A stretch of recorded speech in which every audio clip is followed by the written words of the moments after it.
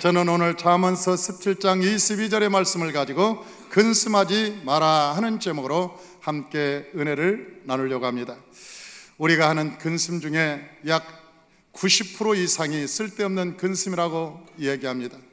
우리가 이 세상을 살면서 하루 종일 하는 근심 중에 약 90%가 아무런 쓸모가 없는 근심이라고 하는 것이죠. 우리 생각 속에는 하루에 10만 번 이상의 생각들이 스쳐간다고 얘기합니다. 그런데 그 스쳐가는 생각 속에 어떤 사람은 좋은 생각을 붙들면 좋은 사람이 되고, 여러분 나쁜 생각을 붙들면 나쁜 사람이 된다고 하는 것입니다. 어떤 사람은 좋은 아이디어가 떠오를 때 그 좋은 아이디어를 붙들면 그 사람은 성공적인 인생이 되고, 또한 실패할 수 없는 그런 아이디어를 붙들면 그 사람은 실패할 수밖에 없다는 것입니다. 그래서 우리가 우리 안에 떠오르는 생각과 스쳐가는 생각이 어떻게 하면 좋은 생각일 것인가, 어떻게 하면 이게 성공적인 생각일까, 우리는 알 수 없기 때문에 하나님께서 우리에게 말씀하시기를 너희가 이 세상을 살아갈 때 영을 분별하라고 말씀하셨습니다. 그래서 우리에게 다가오는 수많은 생각과 우리를 스쳐가는 수많은 생각 속에 과연 우리가 옳고 그름을 분별할 수 있는 능력이 있는 것인가 없는 것인가가 매우 중요한 것입니다. 그러므로 저와 여러분들이 스쳐가는 생각 속에 올바른 생각과 성공적인 생각을 잡을 수 있는 분별의 능력이 있고 하나님의 사랑과 지혜가 충만하시기를 주의 이름으로 축원합니다. 그러면 우리가 이 근심이 어디서 오는가 하는 것이 중요합니다. 사랑하는 성도 여러분, 사람이 우리가 하루 종일 살면서 수많은 사람들이 근심과 염려를 하며 살아가는데 과연 그 근심은 어디서부터 오는 것일까요? 근심은 성경적으로 보면 두 가지로 볼 수 있습니다. 하나는 수고한 근심과 하나는 무거운 근심입니다. 그래서 예수님께서는 말씀하시기를 수고하고 무거운 짐진 자들아 다 내게로 오라 내가 너를 쉬게 하리라고 말씀하셨습니다. 이 수고한 짐이라고 하는 근심은 우리가 일상생활에 살아가면서 하는 근심입니다. 무엇을 먹을까, 무엇을 입을까, 무엇을 마실까, 어떻게 살까, 우리 자녀를 어떻게 하면 잘 키울까, 어떻게 하면 내가 사업에 성공할 수 있을까, 어떻게 하면 직장에서 우리가 승진할 수 있을까, 어떻게 하면 우리가 행복할 수 있을까, 어떻게 하면 돈을 좀 많이 벌 수 있을까. 우리가 일상생활에서 살면서 하는 근심을 갖다가 성경에는 뭐라고 얘기하냐면 수고한 근심이다, 수고한 짐이다, 그렇게 이야기합니다. 무거운 짐이라고 하는 것은 우리가 이름 모르게 우리에게 다가오는 근심을 무거운 근심이라고 얘기합니다. 그것은 바로 죄책감에서 오는, 죄의식 속에서 오는 근심입니다. 갑자기 여름날에 비가 오다가 옆에 벼락이라도 치는 날이면 혹시 내가 죄진 거 없나? 혹시 내가 나한테 벼락 떨어지는 거 아닌가? 그리고 수많은 사람들이 그런 이름 모를 두려움과 근심 가지고 염려하고 걱정하는 경우가 참으로 많습니다.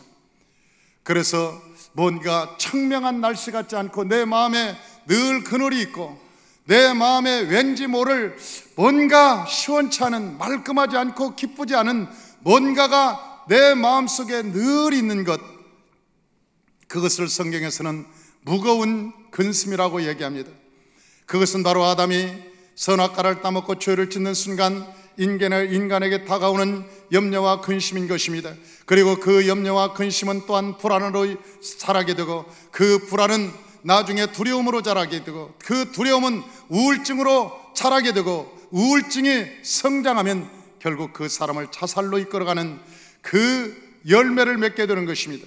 근심이 아무것도 아닌 것 같으나 여러분, 근심이 불안을 가져오고 그 불안이 우리에게 여러분 두려움을 가져오고 그 두려움이 여러분 우울함을 가져오고 그 우울함이 결국 인간에게 사망을 가져오기 때문에 이 근심이 아무것도 아닌 것 같아도 여러분, 근심이라고 하는 것은 씨앗과 같이 위험한 것입니다.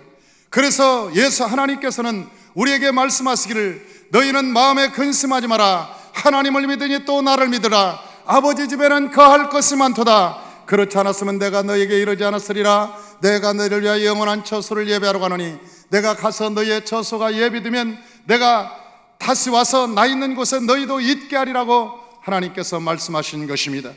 하나님께서는 수없이 우리에게 마음에 염려하지 마라, 근심하지 마라, 걱정하지 마라, 그런 말을 수없이 하는 것입니다. 왜냐하면 이 염려와 근심은 하나님이 주시는 것이 아니라 사단이 우리에게 여러분 우울하게 하기 위해서, 불안하게 하기 위해서, 또는 우리에게 두려움을 주기 위해서 우리 마음에 심어놓는 씨앗과 같기 때문에 이것이 자라면 우리가 결국은 사망에 이르기 때문에 그 근심하지 말라고 하나님께서 말씀하시는 것입니다.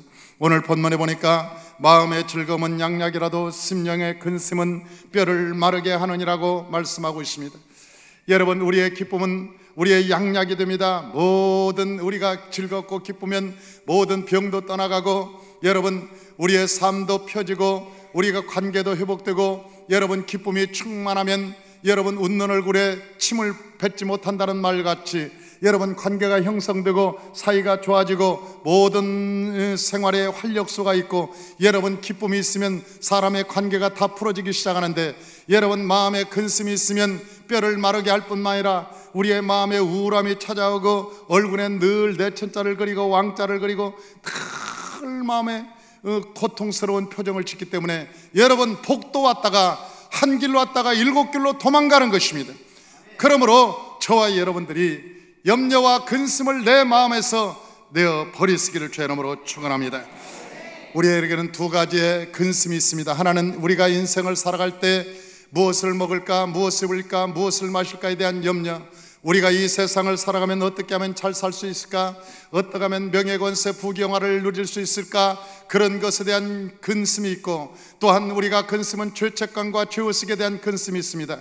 그래서 예수님께서는 이것을 너무나 잘 알기 때문에 너희는 무엇을 먹을까, 무엇을 입을까, 무엇을 입을까 염려하지 마라. 이러한 것들은 다 이방인들이 구하는 것이라. 너희는 먼저 그 나라와 그 일을 구하라. 그리하면 내가 이 모든 것을 너희에게 더하여 주시리라. 하나님이 우리에게 약속하신 것입니다. 그러므로 저와 여러분들이 이 모든 염려와 근심을 예수 이름으로 쫓아내시기를 주의 이름으로 축원합니다. 두 번째로, 예수 믿는 사람들에게 왜 근심이 생겨날까요? 여러분, 첫 번째 근심은 세상 사람들이 하는 근심인 것입니다. 그러나 두 번째의 근심은 예수 믿는 사람들에게도 이러한 근심이 있다고 하는 것입니다. 예수를 믿었음에도 불구하고 왜 우리에게는 근심이 있는 것인가? 그것은 첫째는 탐욕 때문에 근심이 생겨난다는 것입니다. 두 번째는 믿음이 없는 불신앙 때문에 우리가 근심이 생겨난다는 것입니다. 우리는 인생을 장애물 경기라고 말합니다. 여러분, 장애물을 하나 넘으면 또 장애물이 있고, 이 장애물이 넘으면 또 장애물이 있으면, 어떤 사람들은 이 문제만 해결이 되면 내 인생의 모든 것이 형통할 거라고 생각합니다. 이 사업을 하면서 이 계약만 이루어지면 나는 이제는 다 인생이 풀린다, 이 계약만 이루어지게 해달라고 여러분 기도하고 금식하고 하나님께 부르짖는 사람들이 있습니다. 그러나 그 계약이 완성되면 그것이 이루어지기까지 또 그 회사가 성장하면 새로운 계약을 맺어야 되고, 또 직원들을 채용해야 되고, 여러분 근심이 계약만 맺으면 모든 것이 해결될 것 같아도 그 계약 뒤에 또 다른 문제가 있고, 그 뒤에 또 다른 문제가 있고, 마치 인생의 장애물 경기 같은 것이 우리의 인생인 것입니다. 다만 지금 장애물이 우리에게 크게 보일 뿐인 것입니다. 저는 어린 시절에, 초등학교 시절에 달리기를 한 적이 있었습니다.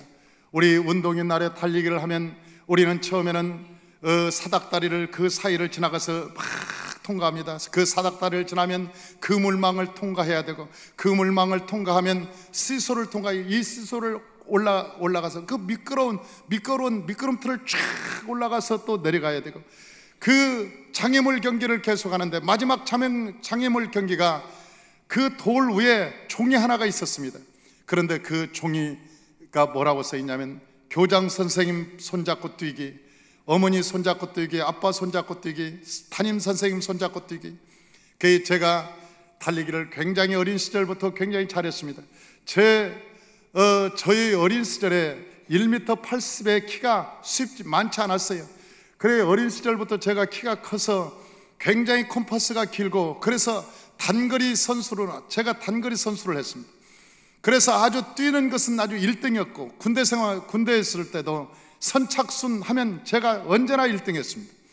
그 초등학교 때부터 다리가 길어서 언제나 달리기를 잘했는데, 제가 달리기를 5명씩 뛰는데 제일 먼저 그 사닥다리 사이를 지나가고 그물망을 지나가고 그리고 미끄럼틀을 넘어서 탁 하고 그 마지막 종이를 하나 딱 집었습니다.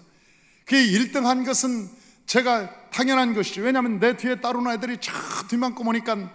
그런데 그 종이를 펴는 순간 저는 자리에 덜썩 주저앉고 말았습니다. 그 종이에는 뭐가 써 있냐면 엄마 손잡고 뛰기. 그런데 우리 어머니는 그때 밭에 계셨습니다.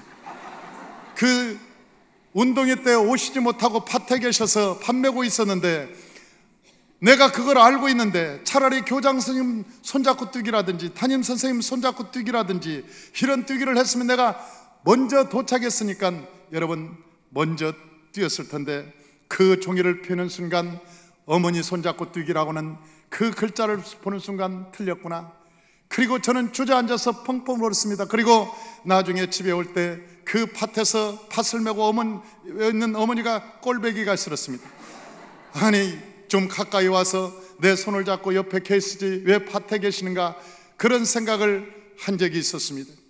사랑하는 성도 여러분, 우리 인생이라는 것이 그렇게 넉넉하지가 않습니다. 모든 한 문제가 해결되면 또 모든 것이 해결될 것 같아도, 한 문제가 해결되면 또 다른 인생의 문제가 있고, 그 인생의 문제가 해결되면 또 다른 인생의 문제가 있고, 그래서 우리의 인생은 장애물 경기와 같다고 이야기하는 것입니다.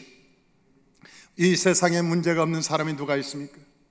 여러분, 문제가 없는 사람은 저 공동묘지에 아마 누워있는 사람 외에는 이 세상에 살아가는 모든 사람이 모두가 다 문제를 가지고 있는 것입니다. 그러나 하나님께서 우리에게 말씀하시기를 너희는 염려하지 말라고 말씀하십니다. 그러면서 말씀하시기를 항상 기뻐하라. 내가 다시 말하노니 기뻐하라. 너희 관용을 모든 사람에게 알게 하라. 너희는 염려하지 말고 너희 구할 것을 감사함으로 하나님께 아리라. 그리하면 지각이 뛰어난 하나님의 평강이 너희 생각과 마음을 하나님이 지켜주시리라. 하나님이 우리에게 약속하시고 말씀하신 것입니다. 우리의 인생은 언제나 장애물 경기와 같아서 무엇인가 이 문제가 해결되면 또 다른 문제가 있고, 문제가 해결되면 또 다른 문제가 있지만, 그러나 너희가 그런 문제를 가지고 염려하거나 걱정하지 말고 그 모든 염려를 주께 맡겨버리고 너희는 항상 기뻐하라. 쉬지 말고 기도하라. 범사에 감사하라. 하나님께 맡기고 기뻐하라고 하는 것입니다. 기쁨이 바로 믿음인 것입니다. 기쁨이 승리인 것입니다. 감사가 능력인 것입니다. 저와 여러분이 그런 환경에서도 감사할 수 있는 것이 바로 능력인 것입니다. 기뻐할 수 있는 것이 능력인 것입니다. 그래서 하나님께서 우리의 삶에 언제나 우리에게 말씀하는 거예요. 저는 모세오경을 이 훈련시키다가 여러분 굉장히 귀한 것을 발견했습니다. 1세대들이 40년 동안 광야를 돌아다녔는데 그 1세들이 과연 전쟁을 몇 번이나 했는가 보았습니다. 40년 동안 저 이스라엘 백성들이 광야를 가면서 전쟁을 몇 번이나 했는가를 샅샅이 창세기로부터 시작해서 출애굽기, 레위기, 민수기, 신명기를 살펴보았지만 그들이 전쟁한 기록이 한 번 외에는 나타나지 않았어요. 한 번. 그것도 아말렉과의 전투에서 딱 한 번 전투하고 말아버렸습니다. 그 전투도 모세가 손을 들면은 이기고, 그리고 모세가 손이 내려지면 지고, 여호수아의 군대가 모세의 손에 달려 있습니다. 저 산에 올라가서 모세가 손을 들고 막 기도하면 여호수아의 군대가 파죽지세로 나가고, 그 다음에 이 모세가 힘이 들어서 손이 내리면 다시 이 여호수아의 군대가 막 밀리기 시작했습니다. 그러니 나중엔 그걸 보지 못하다가 아론과 훌이 양쪽에서 모세의 손을 하나씩 들고 여러분 올리는 것을 보지 않습니까? 그 전쟁 위에는 40년 동안 한 번도 전쟁을 한 적이 없었어요. 그래서 제가 궁금했습니다.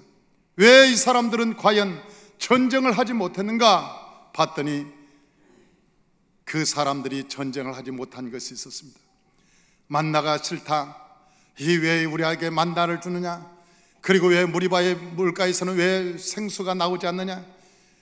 그리고 왜 우리가 이 길을 가야 되느냐, 그러다가 불뱀이 나와서 불뱀에 물려서 수많은 사람이 죽고, 또 하나님께 회개하고 십계명을 받는데 십계명을 받다 기다리지 못해서, 하나님의 은혜를 기다리지 못해서 자기들끼리 우상 만들어가지고 또 진노해서 또 죽고, 저 고라자손들은 저 지도자에게 반항해서 또 수없는 사람들이 죽고, 그게 모두가 다 무엇 때문에 전쟁을 못했느냐 보니까 무엇을 먹을까, 무엇을 입을까, 무엇을 마실까, 그것 때문에 염려 근심 걱정하다가 날마다 원망불평하다가 전쟁 한 번 못하고 여러분 40년의 세월을 낭비하고 죽어버렸어요.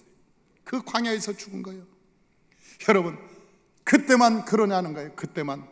오늘날에도 예수 믿는 사람들이, 오늘날에도 영적 전쟁 한번 제대로 못하고, 오늘날에도 하나님의 군사로 부름받은 하나님의 백성들이 영적 전쟁을 제대로 한번 못하고, 오늘도 무엇을 먹을까, 무엇을 입을까, 무엇을 마실까, 날마다 어떻게 살아야 되느냐 사는 것 때문에 염려하고 근심하고 걱정하다가 원망하고 불평하다가 결국 이 세상을 떠나고 만다는 거예요.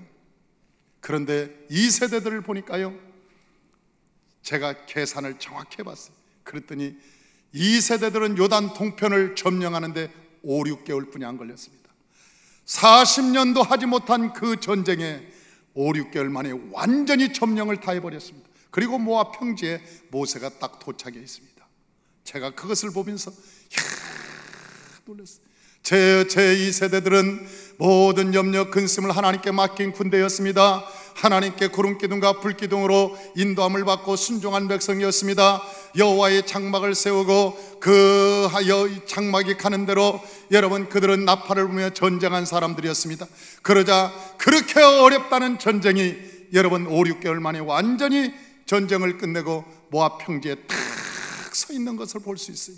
사랑하는 성도 여러분, 저와 여러분, 하나님께서는 이스라엘 백성들에게 싸움하는 법을 가르쳐 준 게 아니에요. 야, 전 전략은 이렇게 써라, 이 전략은 저렇게 써라, 그 싸움하는 법을 가르쳐 준 적이 없어요. 이스라엘 백성들이 광야에 나올 때, 저 가나안 땅을 점령할 때도 싸움하는 법을 가르쳐 준 적이 없어요. 싸움하는 법을 가르쳐 준 적이 없어요.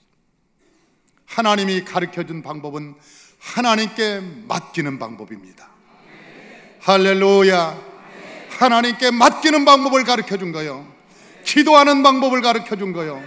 하나님께서 우리에게 뭐라고 말씀하셨어요? 너희는 내게 맡기라고 말씀했어요. 너희 염려를 내게 다 맡겨라, 맡겨버리라고 말씀하셨습니다. 너희는 내게 부르짖으라, 그리하면 내가 크고 비밀한 일을 너희에게 보여주리라. 하나님께서 우리에게 가르쳐 준 것은요, 싸우는 방법을 가르쳐 준 게 아니라 맡기는 방법을 가르쳐 줬어요. 하나님께 맡길 수 있는 사람이 능력자예요.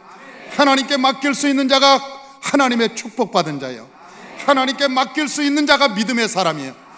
저와 여러분이 하나님께 맡기고 오직 기도와 간구로 하나님께 나아가시기를 주의 이름으로 축원합니다. 할렐루야. 하나님께서 우리에게 아주 이 은혜를 주셔. 이게 바로 뭐냐? 맡기는 방법이야. 저는 꿈이 있습니다. 저는 지금도 무한한 꿈을 꾸고 있습니다. 나이가 들었지만 저는 늘 염색을 하고 또 꿈을 꿉니다. 사람들이 알아보지 못하도록 흰 머리를 다 검은색으로, 지금 제가 이 머리가 그 염색을 안 하면 아마 백발일 거예요. 흰 머리가, 아니 검은 머리가 거의 없을 정도로 제 머리가 지금 하얀 백발일 겁니다. 그런데 제 머리를 아주 까맣게 해가지고 제가 염색할 때마다 진한 깜장색으로 그래가지고 깜장색으로 아주 이렇게 쫙 해서 사람들이 보면 주름살이 별로 없으니까 아주 내가 젊은 청년인 줄 알아요. 그리고 저한테 장가 갔냐고 물어봐요.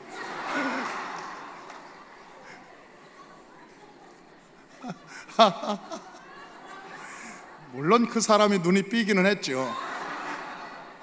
제대로 된 사람은 아니지만 하여튼 청년처럼 살려고 내 마음은 늘 청년처럼 꿈을 꾸고 사는 거예요. 하나님 아버지, 내 사람의 힘으로 능으로 할 수 없어도 그러나 하나님이 나를 도와주시면 할 수 있습니다. 하나님 아버지, 내가 저 미국과 아프리카를 내가 걸어서는 갈 수 없어도 비행기를 타고 갈 수는 있습니다. 사람의 육신으로는 못해도 성령의 바람을 타고 갈 수는 있습니다. 할렐루야. 사람은 자기 힘으로 능으로 모든 것을 하는 것 같아도 그러지 않습니다. 성령의 여러분 그 전보 비행기를 타고 우리는 날아갈 수 있는 거예요. 예수 안에 거하라고 말씀하셨어요. 너희가 내 안에 거하고 너희 말이 내 안에 거하면 무엇이든지 원하는 대로 구하라. 그리하면 내가 시행하리라. 하나님이 말씀하여 주신 것입니다. 그러므로 저와 여러분이 마음의 염려와 근심을 다 내어버리시길 주의 이름으로 축원합니다. 염려와 근심은 뼈를 마르게 한다고 말하잖아요. 뼈를 마르게. 그러나 심령의 기쁨은 양약이 된다고 말씀하고 있습니다. 여러분, 우리가 날마다 아침에 일어나서 근심을 물리치는 방법이 뭐냐? 기뻐하는 것입니다. 날마다 하나님 기쁩니다. 감사합니다.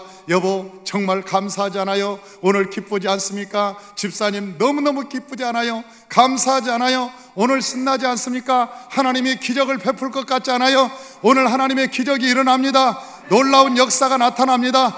하나님의 축복이 쏟아집니다. 내 인생 속에 하나님이 예비하신 축복이 있습니다. 반드시 일어날 걸 믿습니다.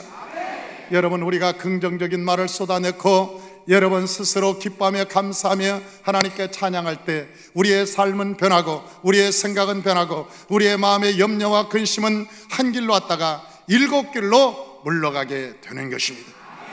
그러므로 아침에 여러분 일어나면 그 기쁨을 위해서 찬양하시길 바랍니다. 저는 아침에 늘 일어날 때마다 제가 부르는 찬송은 191장입니다. 내가 매일 기쁘게 늘 그 찬양을 부릅니다. 그러면 그 내 마음이 4절까지 부르고 나면 내 마음이 기쁨이 충만하고 은혜가 충만하고 그리고 하나님께 감사가 나오기 시작하고 내일에 대한 꿈이 생기고 그리고 그 꿈이 성취될 믿음이 찾아오게 되고 그래서 우리가 날마다 기뻐하며 살아갈 수 있는 것입니다.